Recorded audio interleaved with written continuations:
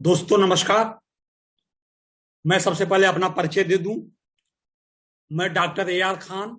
मैं बस्ती में orthopaedic surgeon के पद पर काम करता हूं। और आज जो बात होगी वो ऐसे टॉपिक पे होगी जो बच्चों के स्वास्थ्य और बच्चों के विकास से संबंधित है। हम कैसे अपने बच्चों को स्वस्थ रखें और एक बेहतरीन नागरिक के रूप में उनको ग्रो करें, इस पे बात होगी। और ये बात मैं नहीं करने जा रहा हूं, एक ऐसा व्यक्तित्व ये बात करने जा रहा है जो बहुमुखी प्रतिभा और व्यक्तित्व की मालिक हैं। और मैं उनके बारे में बात करूं तो वो इंडस्ट्रियल माइक्रोबायोलॉजी ग्रेजुएट्स हैं। वो certified health and beauty advisor हैं। थैंक यू डॉक्टर साहब। नमस्कार, मेरा नाम शालिनी है। और मैं आज रियली बहुत ही इम्पोर्टेंट टॉपिक पे आप लोगों से बातचीत करने जा रही हूँ। जैसा कि डॉक्टर साहब ने कहा कि आज हम अपने बच्चों की हेल्थ के लिए बातचीत करेंगे। और बच्चों की हेल्थ ओवरऑल डेवलपमेंट के लिए क्या क्या चीजें इम्पोर्टेंट है, आज हम लोग उसके ऊपर थोड़ा सा डिस्कशन करेंगे, क्योंकि वाकई में ये बहुत इम्पोर्टेंट है। और बच्चों को अगर देखें तो बच्चे ही किसी भी कंट्री का फ्यूचर होते हैं। तो अगर हमें ये जनरेशन, अगली जनरेशन सुधारनी है तो उसके लिए हमें अभी से ध्यान देना होगा।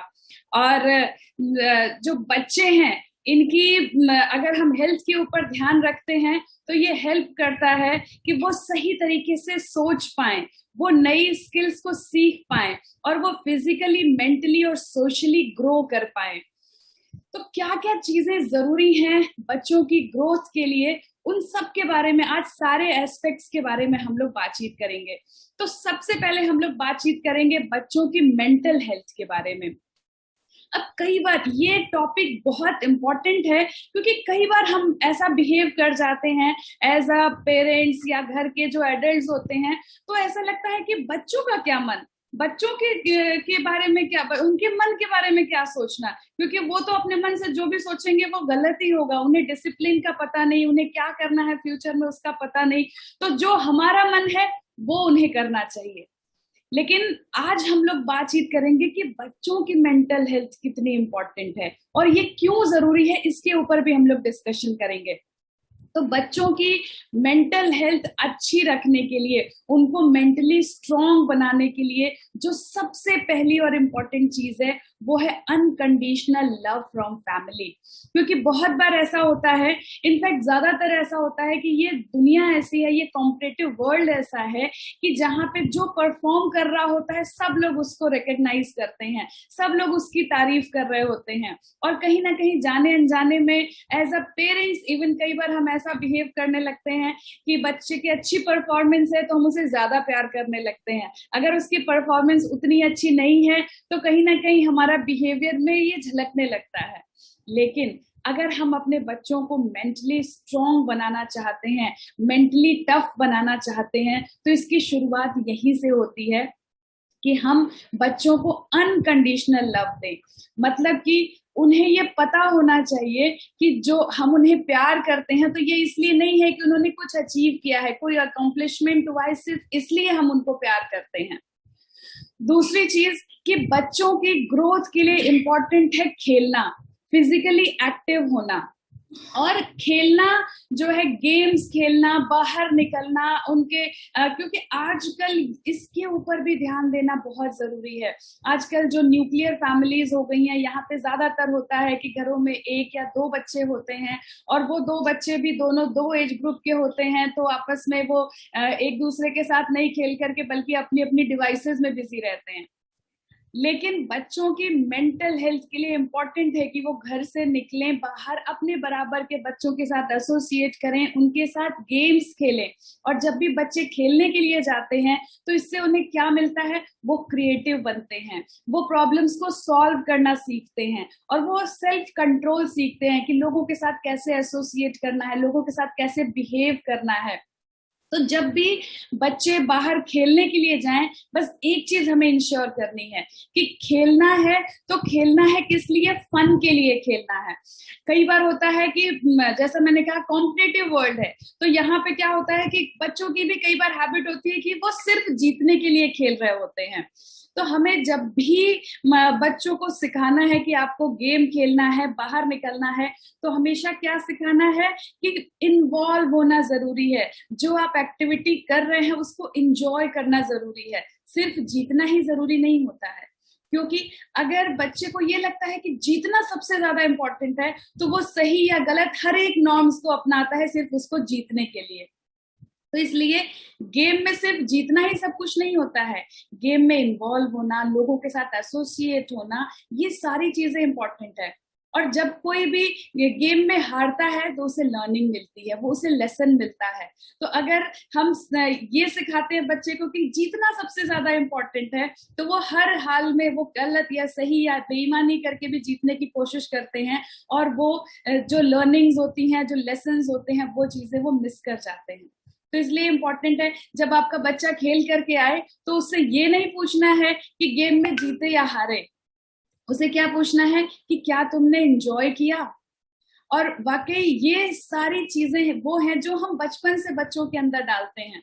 बच्चों का सेल्फ कॉन्फिडेंस, उनकी सेल्फ स्टीम को हम बूस्ट करते हैं। जो उनके पेरेंट्स होते हैं, घर में दूसरे एडल्ट्स होते हैं, इन लोगों का बहुत इंपॉर्टेंट रोल होता है बच्चों के कॉन्फिडेंस को और उसकी सेल्फ स्टीम को बूस्ट करने के लिए।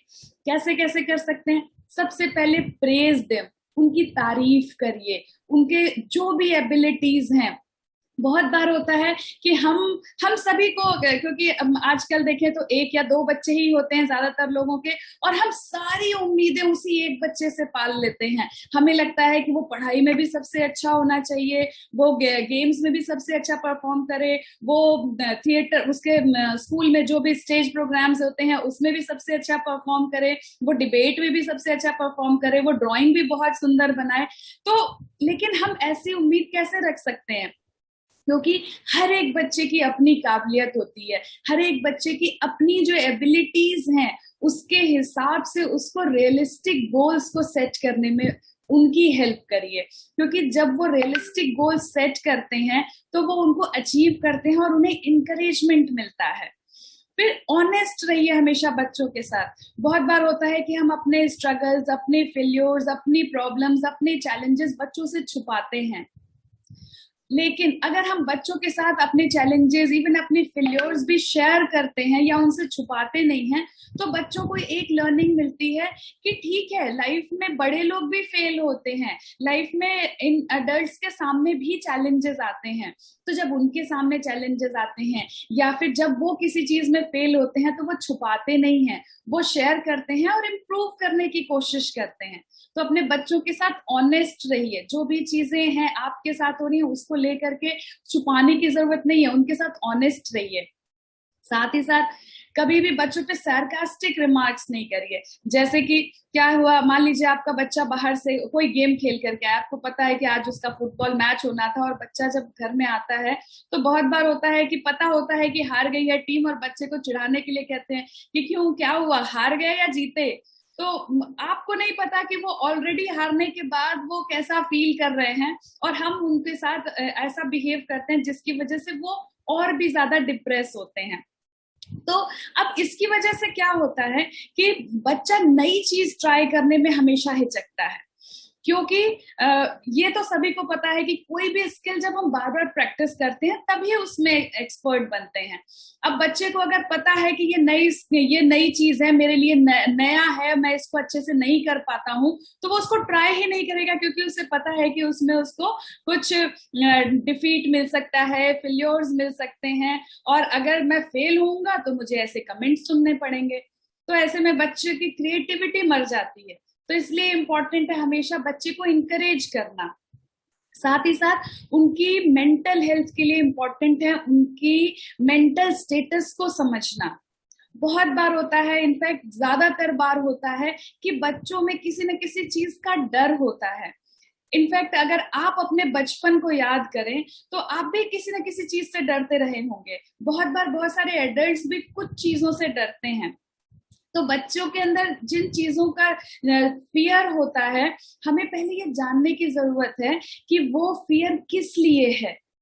क्योंकि कई बार हमें एज अ एडल्ट लगता है कि ये बहुत ही सिली सी चीज है, और ज्यादातर ऐसा होता है कि जो फियर्स होते हैं, बच्चे जिन चीजों से डर रहे होते हैं उसका रियलिटी में कोई वजूद नहीं होता है, तो हमें लगता है कि बहुत ही सिली चीज है। लेकिन ये हमेशा याद रखिए कि बच्चों के लिए वो उतना ही, मतलब बिल्कुल रियल के जैसा वो फियर होता है, उन्हें लगता है बिल्कुल उसको वास्तविकता समझ रहे होते हैं।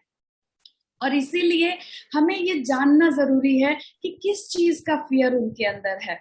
और अगर हमने इन चीजों को नहीं जाना तो ये उनके बिहेवियर में झलकने लगता है। ये उनके, अगर वो बहुत ज्यादा नर्वस फील कर रहे हैं, बहुत ज्यादा शाई हैं, या कई बार बच्चे बहुत ज्यादा एग्रेसिव हो जाते हैं, कई बार होता है कि उनके खाने या ईटिंग या स्लीपिंग पैटर्न में बहुत ज्यादा डिफरेंस नजर आने लगता है, तो ये सारी चीजें सिम्टम है कि बच्चे को किसी चीज से डर लग रहा है।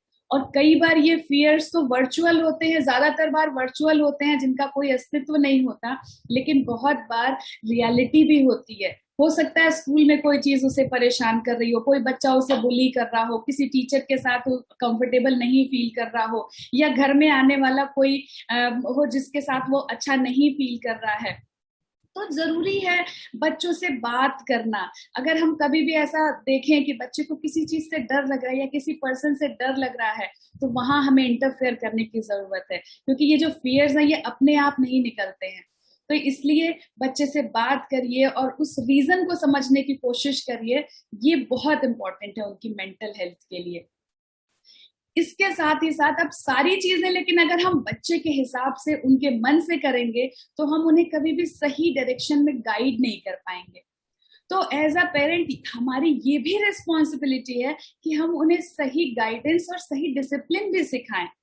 और सही गाइडेंस और डिसिप्लिन सिखाने के लिए इम्पोर्टेंट है कि हम कुछ रूल्स बनाएं जिनको आप अपने बच्चों को अच्छी तरीके से समझा सकते हैं, बचपन से ही उनको समझा सकते हैं कि these are the rules of this house, इस घर के ये रूल्स हैं।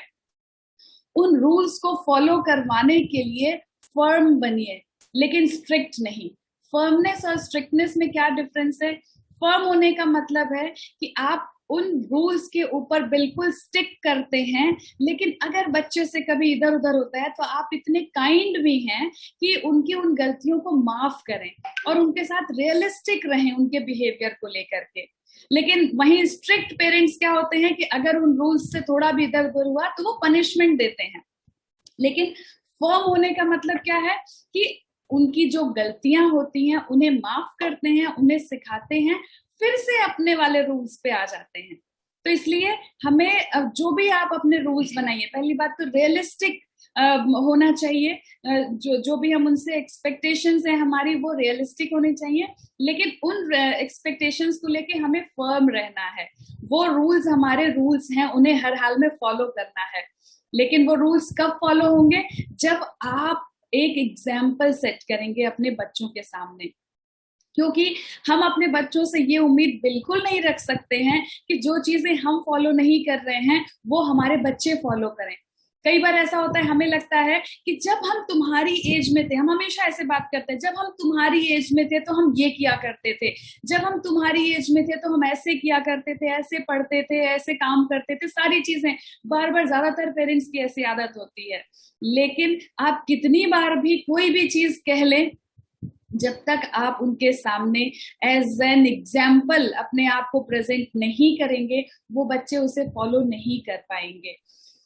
अगर कोई भी कभी भी हमारे बच्चे कोई गलती करते हैं तो हमेशा उनको ये कहिए कि आपका ये वाला बिहेवियर अच्छा नहीं था। लेकिन हम में से ज्यादातर लोग गलती क्या करते हैं कि हम उसके बिहेवियर को नहीं बल्कि बच्चे को क्रिटिसाइज करने लगते हैं। तो कभी भी ये नहीं कहना है कि तुम अच्छे बच्चे नहीं हो, बल्कि ये कह सकते हैं कि तुम्हारा ये बिहेवियर अच्छा नहीं था, इसको कैसे सुधारा जा सकता है उसकी बात कर सकते हैं। तो इसीलिए बिहेवियर को सिर्फ क्रिटिसाइज करिए, कोई एक्ट था जो उसने किया उसको क्रिटिसाइज करिए, लेकिन कभी भी बच्चे को नहीं कि तुम तो फालतू हो, तुम तो बेकार हो, तुम तो बुरे बच्चे हो, तुम तो आलसी हो। इस तरीके के टैग्स हम ही लोग अपने बच्चे को देते हैं। तो जब आपको पता है कि बच्चे का मन जो है वो बहुत ही कोमल, बहुत ही नाजुक होता है, आप उसको जो भी टैग्स देते हैं वो वही फॉलो करने लगता है। तो इसलिए क्यों ना हम बेटर अच्छे टैग्स दें अपने बच्चे को। ऐसा टैग दें कि तुम स्मार्ट हो, तुम ब्रेव हो, तुम बहुत कुछ कर सकते हो। तो धीरे धीरे वो बच्चे के अंदर कॉन्फिडेंस आने लगता है, वो उसको एनकरेजमेंट फील होता है। और ज्यादातर पेरेंट्स की आदत होती है कि हम हर बात में टोकते रहते हैं। कुछ भी बच्चा करता है, कुछ भी गलती करता है तो हम नैगिंग करते हैं, टोकते रहते हैं, या फिर धमकियां देते हैं कि ये नहीं किया तो ये कर देंगे। बहुत सारी थ्रेट्स हम देते रहते हैं, और बहुत बार हम ब्राइबरी भी करते हैं। मतलब क्या कि बच्चे को खुश करने के लिए, क्या होमवर्क कर लो तो चॉकलेट देंगे, ये दूध पी लो तो ये मिलेगा। सारी एक्शंस के साथ हम उसको ब्राइब करने की कोशिश करते हैं। तो होता क्या है कि ये सारे शॉर्टकट्स होते हैं। आपको जो भी काम कराना है अपने बच्चे से, वो करवाने के ये सारे शॉर्टकट्स होते हैं।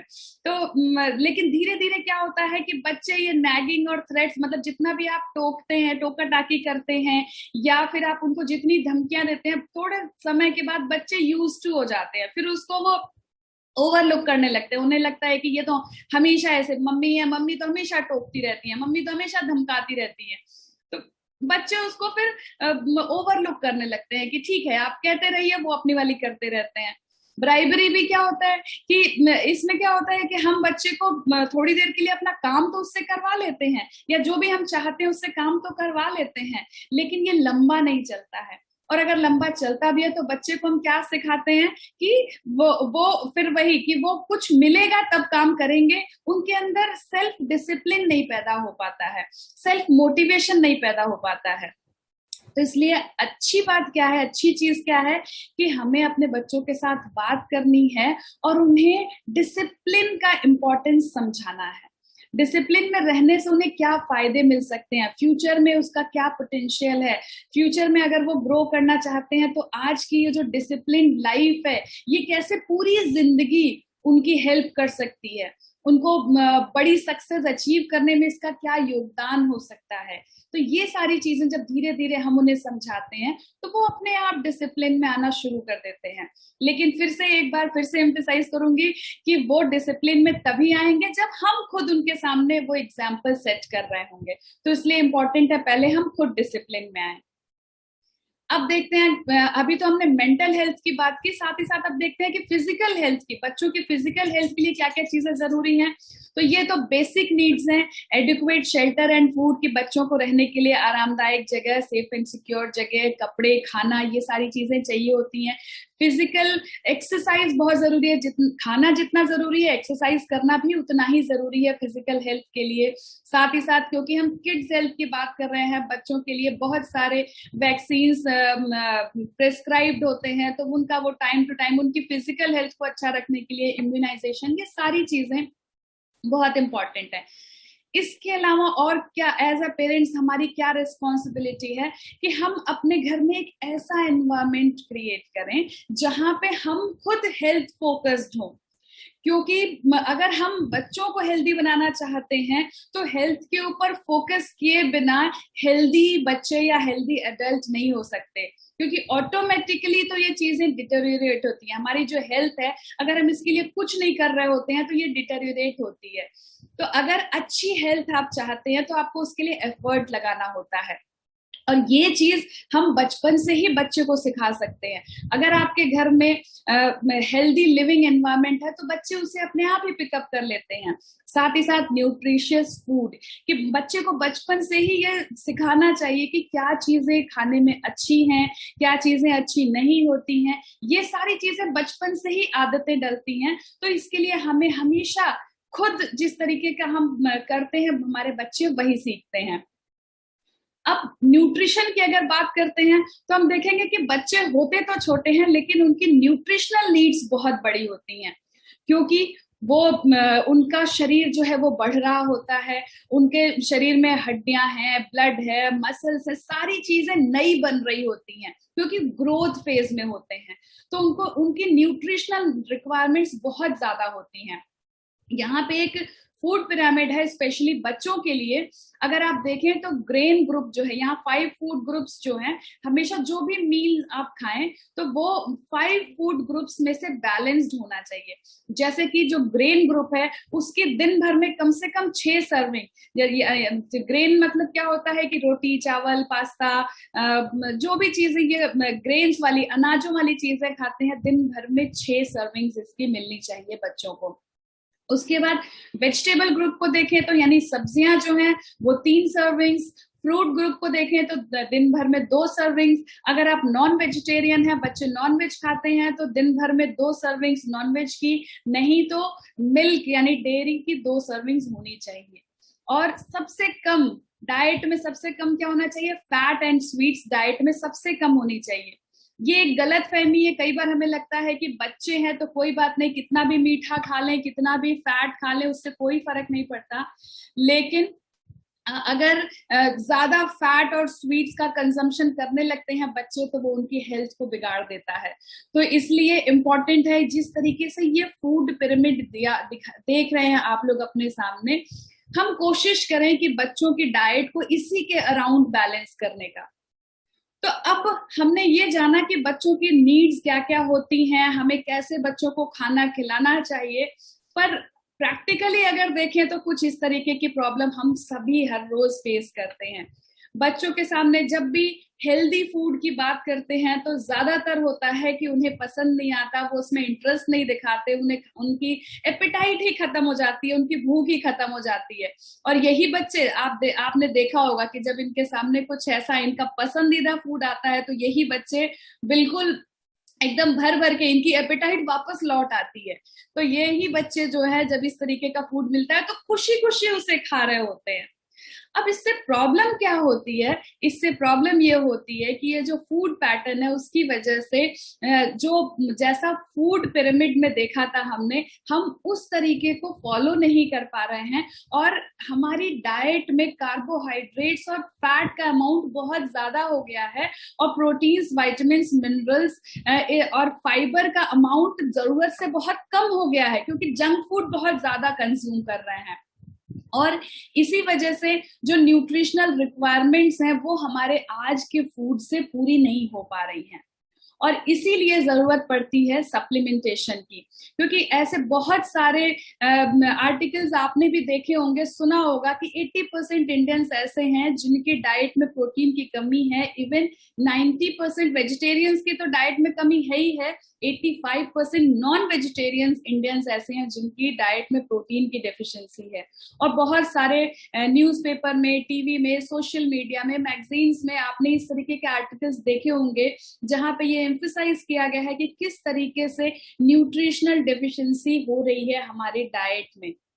और इसके साथ ही साथ अभी हम लोगों ने जो एक फेज जो हम लोग जिसको फेस कर रहे हैं, जहां पे सभी को समझ में आया इम्यूनिटी की इम्पोर्टेंस। इम्यूनिटी क्या होती है? इम्यूनिटी वो होती है कि हमारे अगल बगल जितने भी ये इन्फेक्शियस पैथोजेंस घूम रहे हैं, वायरसेस हैं, बैक्टीरियाज हैं, फंगस हैं, इन सब से कैसे अपने आप को प्रोटेक्ट करें। और हमारे शरीर की जो इन सारी बीमारियों को प्रोटेक्ट करने की क्षमता होती है वही होती है इम्यूनिटी।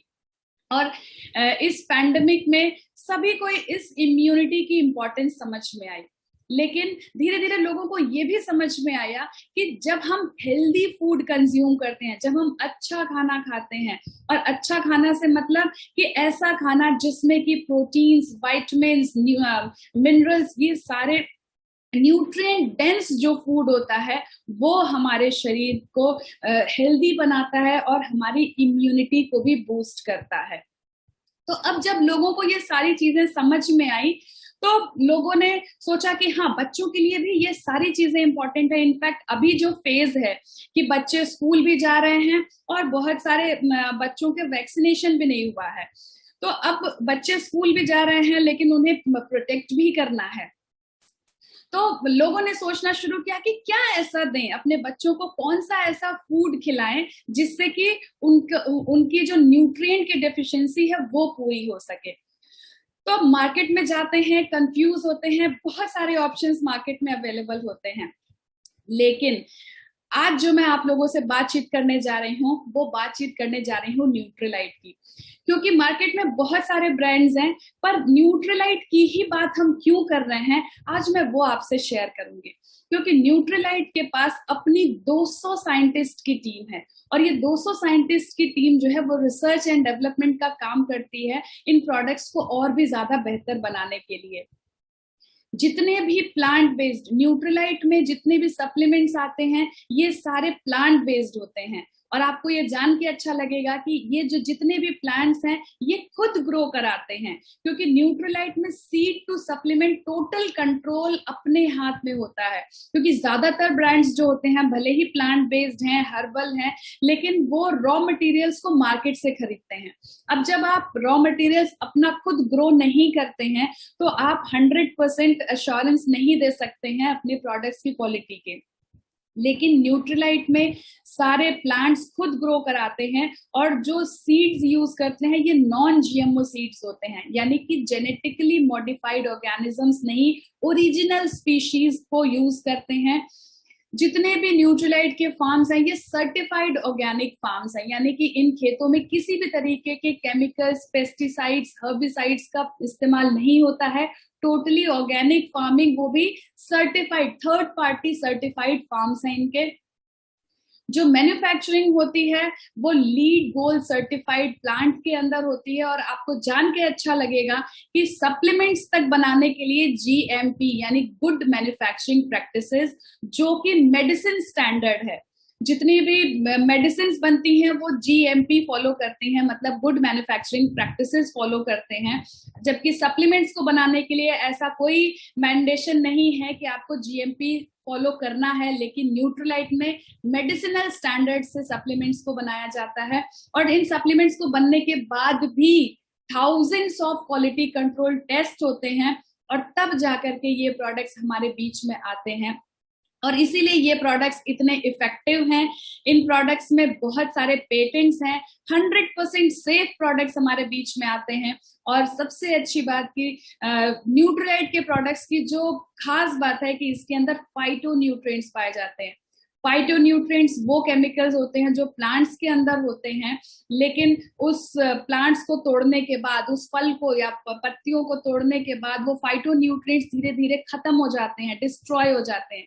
लेकिन न्यूट्रीलाइट में फाइटोन्यूट्रिएंट्स को प्रिजर्व करके टैबलेट में जब हम कंज्यूम करते हैं तो वो बिल्कुल नेचुरल फ्रूट्स एंड वेजिटेबल्स की तरह से हमारी बॉडी के अंदर काम करते हैं। तो अब हम देखते हैं कि बच्चों के लिए क्या है।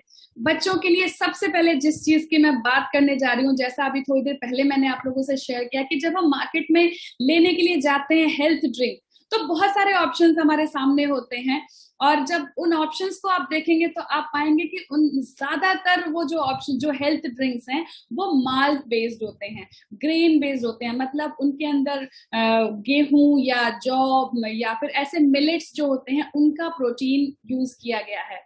जबकि आपके पास ऑप्शन है, आप न्यूट्रीलाइट का kids drink chocolate flavour use कर सकते हैं, और इसके अंदर है वे प्रोटीन कॉन्सेंट्रेट। तो और वे प्रोटीन, आप में से बहुत सारे लोगों को पता होगा कि वे प्रोटीन ज्यादा डाइजेस्टेबल होता है, और सबसे अच्छी बात कि मसल बिल्डिंग बहुत इफेक्टिवली करता है।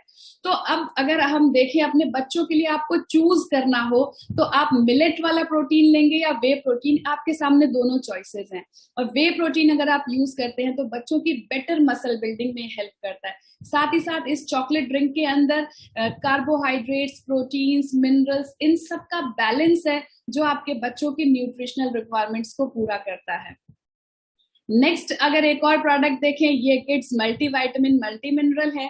इसके अंदर 21 विटामिन्स एंड मिनरल्स पाए जाते हैं। बहुत ही टेस्टी ऑरेंज और वेनिला फ्लेवर का ये चुएबल टैबलेट है, और इसको अगर आप अपने बच्चों को देते हैं तो बहुत सारे फ्रूट्स जैसे कि acerola cherry, passion fruit, guava, apple, raspberry, cashew, इन सब के कॉन्सेंट्रेट इसके अंदर हैं। और इसकी हर एक टैबलेट जब आप अपने बच्चे को देते हैं तो 21 विटामिन्स और मिनरल्स इसके अंदर, उसका एडवांटेज उसे मिलता है। फिर आते हैं बच्चों के ब्रेन के बारे में। हम सभी चाहते हैं कि हमारा बच्चा इंटेलिजेंट हो, शार्प माइंडेड हो, लेकिन क्या आपको पता है कि DHA यानी कि डोकोसाहेक्सेनोइक एसिड, ये आपके बच्चों की ब्रेन सेल्स को डेवलप करने में हेल्प करता है। और सिर्फ ब्रेन ही नहीं, क्योंकि ब्रेन को अगर देखें तो प्रीडोमिनेंटली ये फैट से बना हुआ है, और उस फैट को, उन सेल्स को ग्रो करने के लिए डीएचए बहुत ज्यादा मदद करता है। और डीएचए सिर्फ ब्रेन सेल्स को ही नहीं, रेटिना की सेल्स को डेवलप करने में भी मदद करता है। तो अगर आप चाहते हैं अपने बच्चों का अच्छा ब्रेन डेवलपमेंट और अच्छी विजन, अच्छी आई साइट चाहते हैं, तो आप उन्हें डीएचए यमीज दे सकते हैं। ये ओमेगा 3 सॉफ्ट ड्रॉप्स हैं, बहुत ही टेस्टी, ऑरेंज फ्लेवर में अवेलेबल हैं। और बच्चों को अगर आप इसे देते हैं तो उनका बेटर ब्रेन डेवलपमेंट हो सकता है। इसके बाद एक और न्यूट्रिएंट की हम बात करें, हम सभी चाहते हैं कि हमारा बच्चा स्मार्ट हो, अटेंटिव हो, अलर्ट हो, एक्टिव हो, लेकिन बहुत बार ऐसा होता है कि एक न्यूट्रिएंट ऐसा है जिसकी डेफिशिएंसी की वजह से कई बार इवन बच्चों ही नहीं, एडल्ट्स में भी ऐसा होता है कि हमें ज्यादा आलस आता है, जल्दी से थकान लगती है। और उस न्यूट्रिएंट का नाम है आयरन। क्योंकि आयरन जो है वो हमारे पूरे ब्लड में हीमोग्लोबिन के फॉर्म में होता है, और अगर हीमोग्लोबिन की कमी हो जाए तो हमारा शरीर में एनर्जी फॉर्मेशन सही से नहीं हो पाता है। और अगर एनर्जी नहीं सही मिलती है तो हमें आलस आता है, जल्दी से थकान लगती है, अटेंशन स्पैन कम हो जाता है। तो अगर अपने बच्चों को ज्यादा अटेंटिव और एक्टिव और स्मार्ट बनाना चाहते हैं तो उनको किड्स च्यूएबल आयरन का सप्लीमेंट दे सकते हैं। इसके बाद एक और फैक्ट मैं आप लोगों से शेयर करूंगी कि ये एक डेटा है कि 48% इंडियन बच्चे ऐसे हैं जिनकी हाइट स्टंटेड है। मतलब कि उनकी हाइट जितनी ग्रो हो सकती थी उससे कम ग्रो हो रही है, और उसका रीजन कहीं ना कहीं उनकी डाइट में कैल्शियम की कमी है। तो अगर अपने बच्चों को हम सही कैल्शियम और मैग्नीशियम का सप्लीमेंट देते हैं तो हम एक स्ट्रॉन्ग फाउंडेशन बिल्ड करते हैं उनके लिए। और हर एक ग्रेट स्ट्रक्चर की शुरुआत एक स्ट्रॉन्ग फाउंडेशन से होती है। तो इसलिए अपने बच्चों को अगर आप ये च्यूएबल कैल्शियम मैग्नीशियम सप्लीमेंट देते हैं तो उनकी बेटर ग्रोथ इंश्योर कर सकते हैं, उनकी हाइट ज्यादा अच्छी बढ़ सकती है, और वो गेम्स में या जो भी चीज चाहते हैं वो उसमें बेटर परफॉर्म कर सकते हैं। एक और डेटा है कि WHO कहता है कि हर दिन हमें 5 से 7 बार फलों और सब्जियों का सेवन करना चाहिए, वो भी डिफरेंट कलर्स के। अगर आप अच्छी हेल्थ इंश्योर करना चाहते हैं अपने बच्चों के लिए तो इम्पोर्टेंट है कि दिन में 5 से 7 बार अलग अलग रंगों के फल और सब्जी वो कंज्यूम करें। लेकिन प्रैक्टिकली आप देखते हैं तो ऐसा हो नहीं पाता है, क्योंकि पहली बात तो हम इतना अवेलेबल नहीं करा पाते हैं। अगर हम घर में सारी चीजें खरीद के भी ले आए तो बच्चे कंज्यूम नहीं करते हैं, और इसी वजह से कहीं ना कहीं डेफिशिएंसी रह जाती है। इस डेफिशिएंसी को पूरा करने के लिए आप kids chewable concentrate fruits and vegetables का सप्लीमेंट बच्चों को दे सकते हैं। और ये सप्लीमेंट ऐसा है जिसकी हर एक टैबलेट बच्चों को फ्रूट्स एंड वेजिटेबल्स के अंदर जो फाइटोन्यूट्रिएंट्स होते हैं, जैसे कि क्वेरेसिटिन, जैसे कि लाइकोपीन या हेस्पेरेडिन, बहुत सारे ऐसे फाइटोन्यूट्रिएंट्स, एलाजिक एसिड, ऐसे जो फाइटोन्यूट्रिएंट्स होते हैं जो रियल फ्रूट्स एंड वेजिटेबल्स में होते हैं, वो उनकी गुडनेस आपको इस Nutrilite chewable concentrated fruits and vegetable में मिलती है। फिर जो बहुत इंपॉर्टेंट, जो मैंने सबसे पहले कहा कि हम बच्चों के इम्यून सिस्टम को अगर आप चाहते हैं अपने बच्चों के इम्यून सिस्टम को और ज्यादा स्ट्रांग बनाना, क्योंकि जितना स्ट्रांग इम्यून सिस्टम होता है उतना ही ज्यादा इन्फेक्शंस से हम अपने बच्चे को प्रोटेक्ट कर पाते हैं। और अगर इम्यून सिस्टम को स्ट्रांग बनाना चाहते हैं तो एक ऐसा न्यूट्रिएंट है जिसके बारे में सभी ने, इस पैंडेमिक में सभी ने ये जाना कि ये न्यूट्रिएंट हमारी इम्यून सिस्टम को बूस्ट करता है, और वो न्यूट्रिएंट, उसका नाम है विटामिन सी। और विटामिन सी, ये न्यूट्रीलाइट च्यूएबल नेचुरल सी, अगर आप अपने बच्चों को देते हैं तो ये आपके बच्चों के इम्यून सिस्टम को बूस्ट करने में उनकी मदद करता है। तो हम जानेंगे कि बच्चों की हेल्थ के लिए क्या क्या चीजें जरूरी हैं।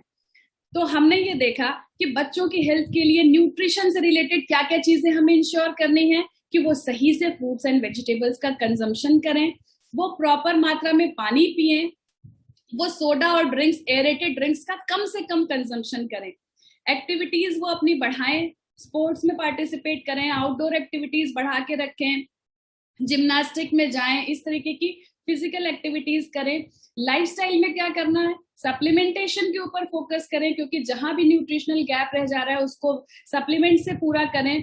प्रॉपर रिलैक्सेशन के ऊपर फोकस करें, क्योंकि आजकल बच्चे जो हैं वो अपनी डिवाइसेस के ऊपर बहुत ज्यादा टाइम बिताने लगे हैं, तो उनका रिलैक्सेशन वाला टाइम कम हो गया है, उसको भी हमें इंश्योर करना है। उनके डेली रूटीन में डिसिप्लिन ले आए कि वो अपने रूटीन को सही तरीके से फॉलो करें। और इस तरीके से जब हम अपने बच्चों के ऊपर ध्यान देना शुरू करते हैं तो हम देखते हैं कि उनकी हेल्थ और ज्यादा बेटर होना शुरू हो जाती है। तो मैंने जो आप लोगों से बातचीत की, हम सभी का उद्देश्य है कि आपके बच्चे और बेहतर तरीके से ग्रो करें और उनकी ये जो ग्रोथ जर्नी है और ज्यादा वाइब्रेंट और ज्यादा बेटर होती जाए। तो मुझे आप लोगों से बातचीत करके बहुत अच्छा लगा। Thank you.